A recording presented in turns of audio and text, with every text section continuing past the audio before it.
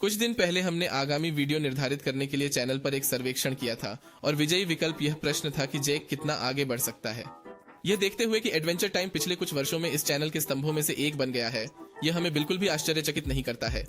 लेकिन शुरू में यह मुझे इतना दिलचस्प विषय नहीं लगा, और ऐसा इसलिए था क्योंकि इसका उत्तर मुझे स्पष्ट लग रहा था, क्योंकि इसमें द लिमिट नामक एक एपिसोड है जिसमें जैक स्पष्ट रूप से जादुई खिंचाव की अपनी सीमा तक पहुंच जाता है। हालांकि इस जांच के दौरान यह बात बहुत स्पष्ट हो गई कि इस अध्याय में जो प्रारंभिक धारणाएं हमें दी गई हैं, उसके बावजूद यह जैकी की वास्तविक सीमा नहीं है, और यह तो उसकी वास्तविक शक्तियों का केवल एक छोटा सा हिस्सा है। ऐसी शक्तियां जो एक जादुई कुत्ते से कहीं आगे तक जाती हैं, जो अपने विस्तार में सक्षम है तथा एक ब्रह्मांडीय प्राणी के रूप में उसके वास्तविक स्वरूप की ओर झुकती है, तथा वह स्तंभ है जिस पर एडवेंचर टाइम मल्टीवर्स की सभी वास्तविकताएं टिकी हुई हैं। हालांकि मैं शायद थोड़ा आगे निकल जाऊं। लगभग 15 साल पहले हमें ऊ की भूमि से परिचित कराया गया था, जिसके निवासी आमतौर पर एडवेंचर टाइम का केंद्र होते हैं, जिसमें फिन मानव और जेक कुत्ता मुख्य पात्र होते हैं। कई लोगों के लिए यह जेक ही है जो वास्तव में शो चुरा लेता है, जो खिंचाव और आकार बदलने की अपनी अविश्वसनीय क्षमताओं के कारण श्रृंखला में सबसे टूटे हुए पात्रों में से एक है। जबकि उनकी सबसे लोकप्रिय क्षमता यह है कि वह बहुत अधिक खिंचाव कर सकते हैं। यह वास्तव में उससे कहीं अधिक जटिल है, क्योंकि उनकी असली शक्ति यह है कि वह अपनी आवाज, आकार, रंग और अपनी शारीरिक बनावट से जुड़ी किसी भी चीज सहित आकार बदल सकते हैं। और इससे भी अधिक आश्चर्यजनक बात यह है कि जब वह छठे सीजन के एपिसोड एवरीथिंग्स जेक में एक संपूर्ण आंतरिक दुनिया बनाने में सक्षम थे। हालांकि उनकी शक्तियां कहां से आती हैं? शुरुआती सीजन में हमें इस बारे में जानकारी नहीं दी गई थी कि जेक ने अपनी क्षमताएं कैसे प्राप्त की। यह माना जाता था कि वह बस एक जादुई कुत्ता था, और सबसे समर्पित सिद्धांतकार तर्क दे सकते हैं कि यह विकिरण के कारण मशरूम युद्ध का परिणाम था। हालांकि जैसा कि हम पहले से ही जानते हैं, अंतिम उत्तर जैक द स्टार चाइल्ड नामक एपिसोड में पाया जा सकता है, जहां जैक को अपने जन्म के बारे में सच्चाई का पता चलता है। मूलतः जेक के पिता, जिनका नाम जोशुआ है, को कई वर्ष पहले वॉरेन एम्परसैंड नामक एक अलौकिक प्राणी ने काट लिया था। उस प्राणी की स्पष्ट आक्रामक और अज्ञात प्रकृति के कारण जोशुआ ने उसके शरीर में मौजूद जहर से उसकी मृत्यु की तैयारी कर ली थी। हालांकि महान परे जाने के बजाय जोशुआ ने जेक को जन्म दिया, जो उसके सिर में एक छेद से गोली मारकर पैदा हुआ था। इसलिए जेक के अब 2 जैविक माता पिता हैं। इस घटना को लंबे समय तक एक रहस्य के रूप में रखा गया था, जब तक कि एक विशेष दिन जब वॉरेन जेक को अपने गृह पर वापस लाने के लिए वापस आता है, जिससे उसकी असली उत्पत्ति का पता चलता है। रिश्तेदार दोनों के बीच में से निकल जाएगा और कुत्ते को धोखा देकर उसकी जीवन शक्ति का उपभोग करेगा तथा उसे लंबे समय तक जीवित रखेगा।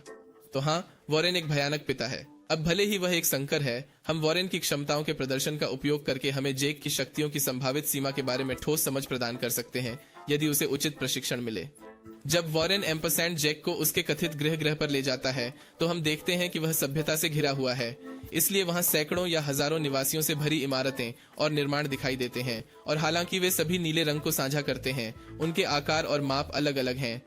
जेक के सम्मान में निर्मित संग्रहालय में वॉरेन अपने बेटे को एक भविष्यवाणी के बारे में बताता है, जिसके अनुसार अगले दिन जेक को एक्स कानो के खिलाफ लड़ना होगा, जो एक राक्षस है जिसके पंजे पूरी आकाश गंगा में फैले हुए हैं। वास्तव में यह सब वॉरेन द्वारा जेक पर दबाव डालने के लिए रचा गया है, ताकि वह उसकी ऊर्जा चुरा सके। जब जेक बहुत कमजोर हो जाता है, तो वॉरेन यह बताता है कि अब तक हमने जो कुछ भी देखा था वह उसकी अपनी लोच की रचना थी। जैसे कि इस जेक में हमने जो कुछ देखा उसका एक ग्रह आकार का संस्करण, जहां आइस किंग जेक पर किसी चीज से वार करता है और जेक अपने शरीर के अंदर डूब जाता है।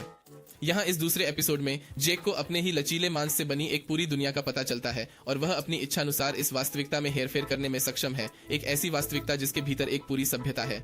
और हालांकि अंत कड़वा मीठा है, क्योंकि जेक भागने में सफल हो जाता है, लेकिन जब जादुई कुत्ता अपने सामान्य रूप में वापस आता है तो हर कोई नष्ट हो जाता है। यह बिल्कुल स्पष्ट हो जाता है कि जेक की शक्तियों में श्रृंखला में दिखाए गए से कहीं अधिक क्षमता है, जो हमें एपिसोड द लिमिट तक ले जाती है। फिन और जेक हॉट डॉग नाइट्स को बचाते हैं, लेकिन एक नए रोमांच में शामिल हो जाते हैं। उन्हें इसके केंद्र तक पहुंचने के लिए एक भूल भुलैया को पार करना होगा, जहां एक प्राणी उन्हें एक इच्छा पूरी करेगा। यह उन्हें उस जगह पर जाने और अपने पैतृक मानसिक योद्धा हाथी को प्राप्त करने के लिए प्रोत्साहित करता है। यह सुनिश्चित करने के लिए कि वह खो न जाए, जेक अपने पिछले पैरों और पूंछ को प्रवेश द्वार पर एक पेड़ के तने से बांधता है और इस तरह सीधे उस रहस्य की खोज करता है जिसने इस पागल जांच की शुरुआत की।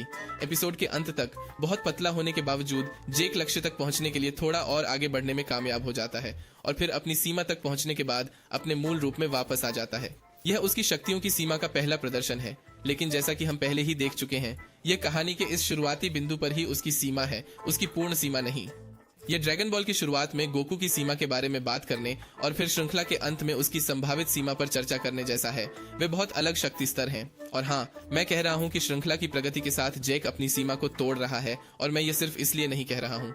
कुछ समय पहले एक सिद्धांत सामने आया था और ये बताता है कि जैक की असली सीमा उसकी कल्पना में है, क्योंकि उसकी शक्ति, हालांकि आमतौर पर उसकी लोच के माध्यम से शारीरिक रूप से प्रकट होती है, वास्तव में वास्तविकता को बदलने से ज्यादा जुड़ी हुई है। ये एक बहुत ही दिलचस्प सिद्धांत है। उस एपिसोड में जहां ऊ की भूमि पर चाकुओं की बारिश होती है, जिसे फैंटासाइजिंग अबाउट ए रेनी डे कहा जाता है, हम जैक को अपनी कल्पना का उपयोग करके वास्तविकता में हेरफेर करते हुए देखते हैं। जमीन पर वास्तविक लावा बनाने में कामयाब होते हैं और यहाँ तक कि वह फिन के साथ पार किए गए पुल पर चाकुओं की बारिश को भी रोक देता है। लेकिन ये कैसे संभव है? खैर, सिद्धांत का प्रारंभिक बिंदु ये है कि जैक किसी तरह के विरोधाभास के कारण प्रिज्मों का निर्माता है। प्रिज्मो एडवेंचर टाइम ब्रह्मांड में सबसे शक्तिशाली प्राणियों में से एक है, जो समय के बाहर एक कमरे में मौजूद है। और इस चरित्र का निर्माण ओल्ड मैन प्रिज्मो के कारण हुआ, एक बूढ़ा आदमी जिसका शाश्वत सपना उसे उस प्रिज्मो को प्रकट करने की अनुमति देता है, जिसे हम सभी जानते हैं। छठे सीजन के दौरान हमें पता चला कि प्रिज्मो के पास पहले से ही एक योजना थी कि अगर कोई पुरानी प्रिज्मो को मार दे तो वह फिर से जीवित हो सकती है। उसकी शानदार योजना थी कि जैक बूढ़े आदमी का रूप ले और एक सतत सपने में समाप्त हो जाए, जो उसे प्रिज्मो को पुनर्जीवित करने की अनुमति देगा। यह बदले में जैक को इस वैकल्पिक वास्तविकता में फंसा देता है जहां उसे रहना चाहिए, ताकि प्रिज्मो का अस्तित्व कभी खत्म न हो, जो जैक के वैकल्पिक संस्करण का उपयोग करके हासिल किया जाता है। इसलिए यह बहुत संभावना है कि ओल्ड मैन प्रिज्मो जैक के लिए सिर्फ एक छद्म नाम है, जो यह सुनिश्चित करने के लिए बूढ़े आदमी का रूप लेते हैं कि प्रिज्मो कुछ हद तक भ्रमित करने वाले चक्र में जीवित रहे, जिसका अर्थ होगा कि किसी तरह से जैक भी प्रिज्मो की तरह एक ब्रह्मांडीय इकाई है। लेकिन रुकिए, अगर जैक इतना शक्तिशाली है तो पूरी श्रृंखला में उसकी इतनी सीमाएं क्यों हैं? और इसका भी एक उत्तर है। यह सब इस बात पर निर्भर करता है कि जैक को कैसे माना जाता है। कुत्तों से भरे परिवार में एक कुत्ते के रूप में पाला जाने के कारण वह खुद को अपने पैक में सिर्फ एक और मानता है, जिसके पास आसानी से खिंचाव करने की क्षमता है, क्योंकि वह एक जादुई कुत्ता है, और बस इतना ही, या कम से कम वह यही मानता था। हेडकेस नाम का एक उपयोगकर्ता है जो इस सिद्धांत को बहुत अच्छी तरह से समझाता है और बताता है कि जैक अपने शरीर को हवाई जहाज के सफल संस्करण में नहीं बदल सकता है। उदाहरण के लिए, क्योंकि मशरूम युद्ध के बाद से हवाई जहाज आम नहीं है और जैक को बस यह नहीं पता कि हवाई जहाज कैसे काम करता है। लेकिन अगर वह जानता और उसके पास पर्याप्त कल्पना होती तो वह पूरी दुनिया में सबसे अच्छा हवाई जहाज हो सकता था। दूसरे शब्दों में, जैसे जैसे वह बढ़ता जाता है और उसके अनुभव बढ़ते हैं, अपने दिमाग और कल्पना पर बेहतर नियंत्रण के साथ वह जो भी मन में ठान लेता है उसे हासिल कर सकता है, और इसमें अपनी सीमाओं को पार करना भी शामिल है, जो हमें हमारे निष्कर्ष पर ले आता है। इस तरह से देखा जाए तो जैक एक अतिरिक्त आयामी प्राणी है, एक देवता जिसका मानसिक क्षेत्र उसकी दुनिया को खड़ा रखता है, और अगर वह चला जाता है तो सब कुछ बिखर जाएगा। जैक न केवल अपने शरीर को एक साथ रखता है, बल्कि मल्टीवर्स की वास्तविकता या वास्तविकताओं को भी एक साथ रखता है, ये याद रखते हुए कि प्रिज्मो के अस्तित्व के लिए और सब कुछ व्यवस्थित रखने के लिए हमेशा उसका एक संस्करण होना चाहिए। यह तब और भी स्पष्ट हो जाता है जब हम महसूस करते हैं कि जहां जैक नहीं है वहां वास्तविकताएं बिल्कुल भी स्थिर नहीं है, जैसे कि जहां जैक लिच बन जाता है और जहां प्रिज्मो के पास अभिनय करने के लिए बहुत कम प्रभाव होता है, शायद जैक के इस संस्करण के साथ उसके कमजोर बंधन के कारण। और अगर आप इसके बारे में सोचते हैं तो ये सब लगभग वॉरेन एम्परसेंट की दुनिया की तरह है, लेकिन ये वास्तविकता के बारे में है जो उस जादुई कुत्ते के सपने द्वारा बनाए रखी जाती है, न कि वॉरेन एम्परसेंट द्वारा बनाए रखी गई झूठी सभ्यता के बारे में। इसीलिए यदि मूल जैक अपना मन बना लेता है तो वह अपनी शक्तियों को अकल्पनीय स्तरों तक ले जाने में सक्षम होगा, विशेष रूप से यह देखते हुए कि एक ब्रह्मांडीय इकाई से जुड़े होने से उसे वास्तविकता को बदलने वाली शक्तियां मिलती है, लेकिन वह उन्हें आगे नहीं ले जाता, क्योंकि वह खुद को एक ब्रह्मांडीय इकाई के रूप में नहीं देखता है, न ही वह अपने बच्चों की जीवन शक्ति को अवशोषित करके वॉरेन की तरह मजबूत बनना चाहता है। वह स्वयं को जैक नामक कुत्ते के रूप में स्वीकार करता है, साथ ही अपनी अंतिम मृत्यु को भी स्वीकार करता है और उसके साथ शांति से रहता है, जैसा कि हम डिस्टेंट लैंड्स में देखते हैं। इस प्रकार वह स्वयं को दुनिया के सामने प्रस्तुत करता है, एक कुत्ते के रूप में जिसके पास जादुई क्षमताएं हैं। लेकिन यदि वह सचमुच एक ब्रह्मांडीय प्राणी के रूप में अपनी पहचान को अपनाना चाहता है तो यह पता नहीं चल सकता कि वह कितनी दूर तक जा सकता है। यह स्पष्ट है कि बरसात के दिन के बारे में दिवा स्वप्न वाले एपिसोड में हमने जो देखा वह उसकी वास्तविक क्षमता की एक बहुत छोटी सी झलक थी। इसलिए अंत में जैक के लिए उसके अपने वातावरण, मानसिक उपकरणों और कल्पना के अलावा वास्तव में कोई सीमा नहीं है, हालांकि उसे इसका एहसास नहीं हो सकता है। यह एडवेंचर टाइम ब्रह्मांड की एक बहुत ही अनोखी व्याख्या है और मैं जानना चाहूंगा कि आप इसके बारे में क्या सोचते हैं। इसलिए इसे टिप्पणियों में छोड़ दें और कुछ और कहने के बिना अलविदा।